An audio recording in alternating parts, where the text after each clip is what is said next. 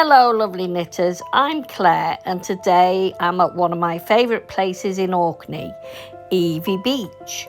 This is where the inspiration for my Evie Simple Yoke sweater pattern first began, and I can't wait to share its story with you as we knit together by the sea.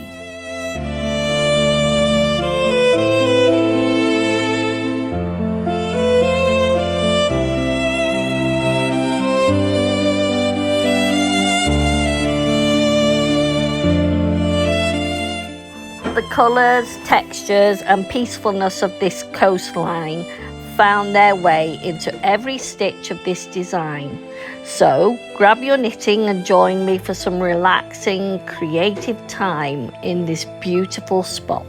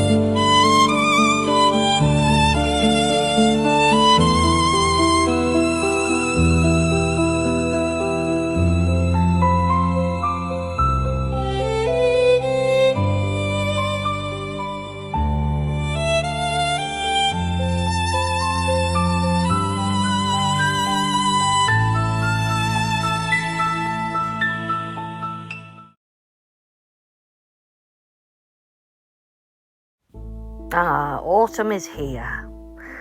Beetroot bread, marigold butter, roasted chicken with roasted vegetables, apple cider butter in gravies and in cakes and scones. Fruit crumbles with berries and rhubarb. Cosy dinners beside flames of a log fire.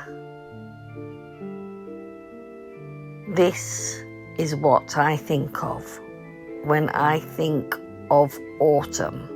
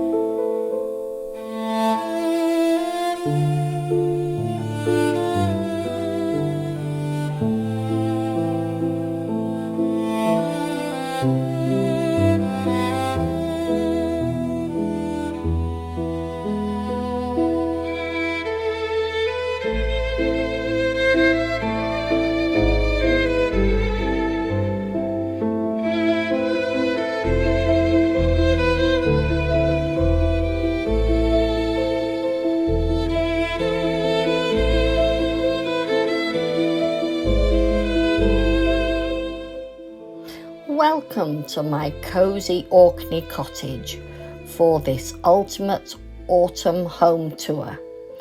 I'm sharing decorating ideas that actually transform your space into a warm, inviting haven with plenty of handmade knits and island charm. In the living room and in the hallway there are some beautiful curtains and some artwork. And even though I love this stone, I tried enough, and doing was mine true. And now I dawn, and now I lost not made. Like voices fall, and all my life is done, and all I live, and all my life is done. And now I live, and glory, and now I live, and now I love waste you. I left this dough to double up in size, and it's taken, say, an hour and a half. I'm not telling you what I've actually done as a recipe for this bread. I just want to see what it looks like when we take the cover off. Are you ready? Whee! Oh, isn't that colourful? Now this is more colourful than the last one I made. And it's good. It's good. So now I am just going to tip it out onto my board and make it ready for putting in the loaf tins. It's exciting, isn't it? Now I'm going to give it a little knead, divide it and put it into my baking tins. So I've put them in with a little bit of flour on top, and I'm just going to cover them again for about 30 minutes, half an hour. So while I'm waiting for it to rise, I'm going to turn the oven up to 200 and put it onto fan whilst the bread is rising for the final time. And yes, I'm gonna muck it up and get flour everywhere. Let's just give this a wipe. I like these. I got these from Amazon. They're great for kneading on, and I put it on top of my oven top, my stove top, because it's flat, it's glass. Yeah. See, great. I also found that I could use this herb chopper, nice sharp edge, to be able to cut my dough in half. Sometimes I see people with other implements and I think to myself, do I really need one? And then I saw this in my drawer and I thought I could do the same with that. So that's what I do.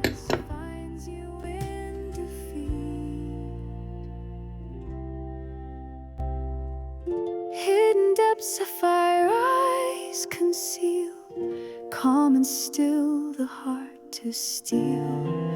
Lips pink and slightly dampened, never mute. Taste of honey or sugar sweet.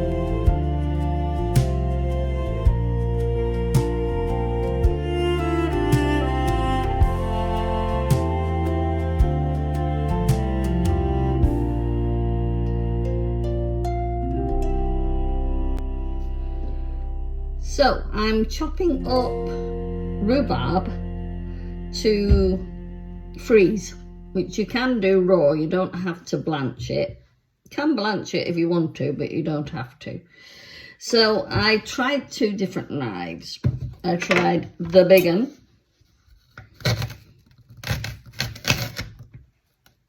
oh, cut across, tough. Yeah, it's doable. But what I found was, put that one to one side, was cutting it at an angle. Placing the knife at an angle seems to not pick up little strands. So just cut your rhubarb at an angle into 1-inch pieces. What it suggests that you freeze them flat for a few hours and then put them into a bag to stop them from clumping. But to be fair, I'm going to just layer them in a plastic box container and do it that way.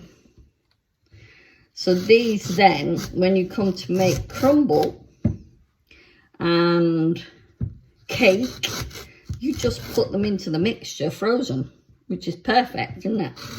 Easy, easy peasy. Lemon squeezy. So this is my job for the next little while. Okay, so that's my tip for today.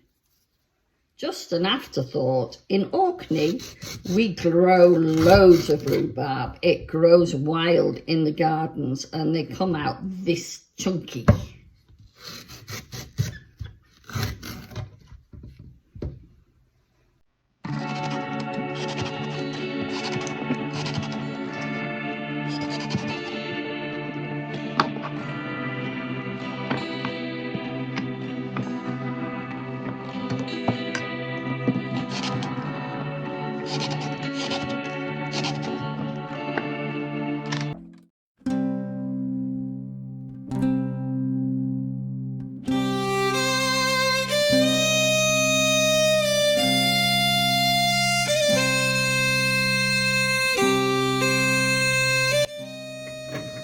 So I've measured out 8 ounces or 225 grams of my flour. Then I've got the salt, margarine, butter, whatever. My flour is a mixture of whole wheat, self-raising and almond flour. It's from my mix box.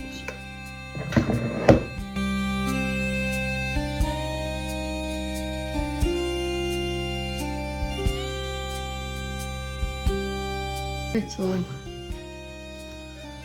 chunk of that, just measure it.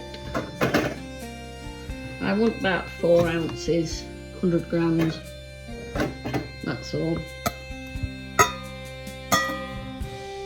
And then I'll add some sugar to that in a minute. Probably about the same, 100 grams of sugar.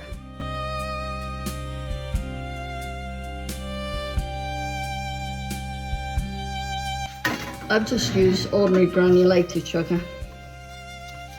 Break up the butter.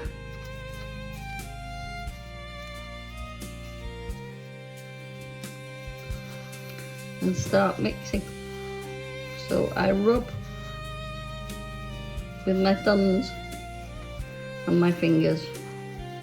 You can do, this is the old-fashioned way, you could do this with a hand blender, no problem. An electric hand whisk. And that would just do it as well, but I quite like the idea of rubbing together because that's what I've done all my life.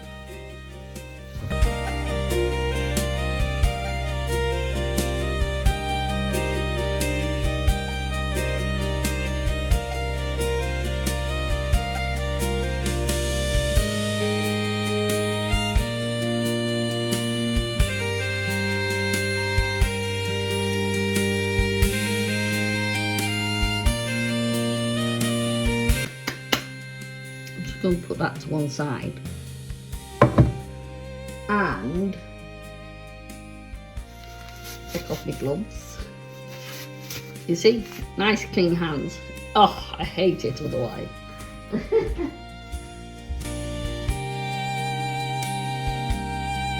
Yeah, I'm going to add a little teaspoon of ginger, a little teaspoon of ground cinnamon and a little teaspoon of ground nutmeg. So I've got a little ground nutmeg, a little bit of ground ginger and a little bit of cinnamon.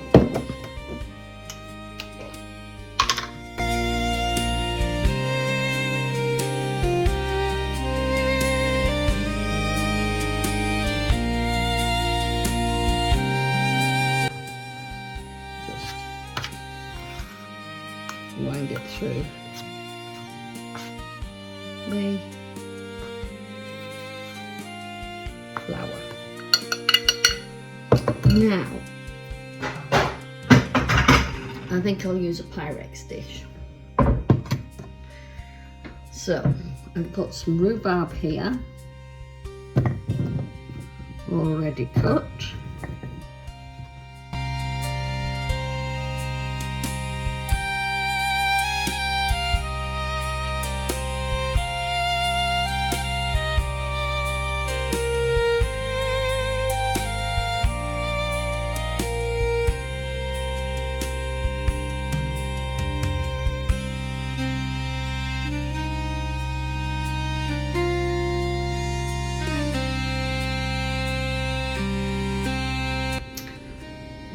I'm just going to put that over there. Tiniest drop of water. Tiniest little dribble of water. And then I'm just pouring and spreading it about.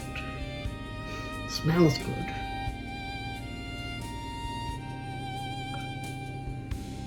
Just cover all the rhubarb. Some will poke up, but that's okay. There you go.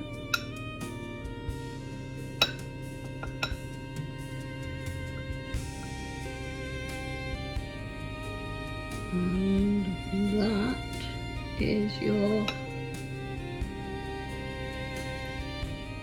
crumble.